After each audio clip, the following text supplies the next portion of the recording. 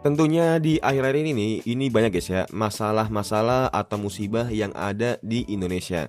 Tentunya mungkin kemarin kita menghadapi musibah yang ada di Aceh, Sumatera, sekarang kita menghadapi musibah di Jabodetabek. Mungkin banyak orang yang bilang, "Bang, itu kebutuhan, Bang." Nah, tapi menurut gua ada beberapa alasan kenapa musibah ini bisa datang di awal tahun dan tentunya ini bisa terjadi di Jabodetabek itu sendiri ya cuy.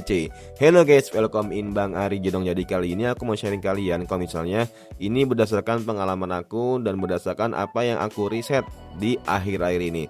Tentunya 4 hari ini kalau misalnya perhatiin teman-teman, terhitung di tanggal 24 Januari ini bahkan bisa dibilang hujan terus cuy. Bahkan BMKG bilang kalau misalnya ini akan berdampak terus untuk tanggal 25, 26 dan seterusnya. Nah, tentunya kalau misalnya lu lihat dengan kondisi sekarang gitu di Bekasi, di Tangerang atau nggak di Jakarta sendiri, itu bener-bener curah hujannya tuh tinggi banget. Dan bahkan ada beberapa wilayah yang dimana mereka itu kayak ya udah banjir aja gitu. Banjir dan ini bisa menghambat fasilitas-fasilitas atau transportasi umum yang melewati untuk kegiatan sehari-hari mereka. Tentunya ini sangat berdampak banget buat perekonomian dan juga perputaran uang yang ada di ya mungkin di Transjakarta atau enggak di UMKM atau enggak ya sekiranya ini punya berhubungan lah sama hal-hal transportasi itu sendiri. Dan ini tentunya ada alasannya sendiri.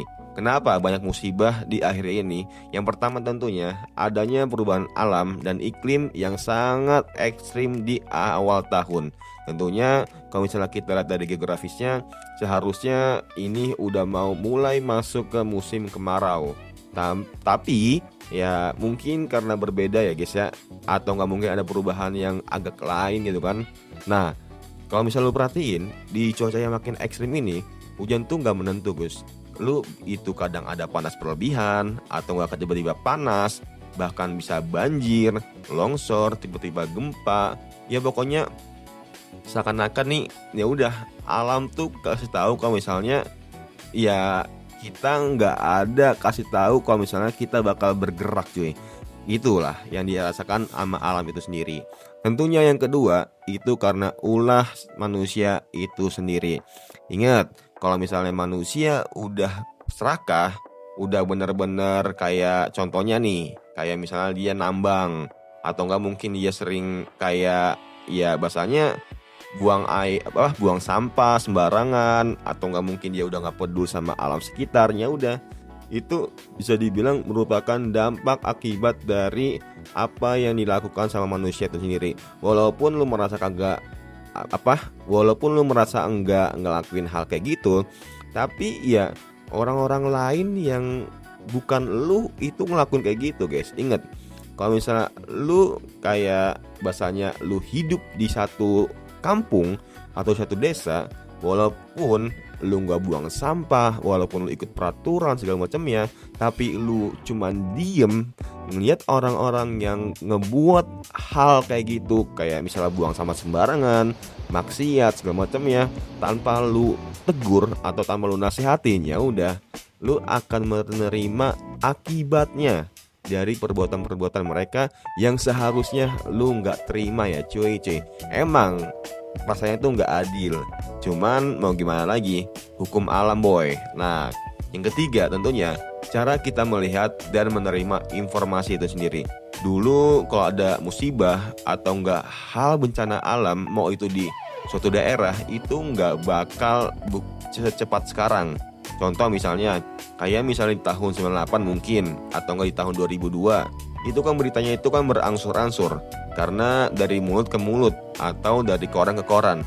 Nah sekarang cuma 1 detik aja atau nggak nyampe sejam, beritanya itu cepat viral. Dan bahkan ketika kita buka HP aja nih, mau itu di TikTok, di Google, di Instagram, pasti aja tuh hal-hal yang kita nggak tahu tiba-tiba tahu gitu. Nah ini gimana cara kita menerima dan mengolah informasi dan berita itu sendiri. Bahkan banyak juga media yang dimana mereka tuh terlalu melebih-lebihkan gitu, yang seharusnya itu nggak bikin panic buying, tapi gara-gara panik banget. Nah tapi ya udah dibikin seolah-olah nih kayak dilebih-lebihin segala macamnya. Ya oke lah untuk engagement atau nggak untuk attention segala macamnya, tapi Ya tahu sendirilah, di situasi yang sekarang tentunya masyarakat nih cuman butuh untuk persiapan dan juga keselamatan, bukan untuk dibuat seakan-akan panik banget ya cuy. Nah menurut kalian gimana untuk alasan musibah yang gua kasih tahu, atau menurut lu ada yang harus lu kasih tahu ke gua, atau nggak mungkin lu ingin berpendapat? Coba tulis di kolom komentar, kita sama-sama berpendapat. Semoga bermanfaat, and see you next time, bye.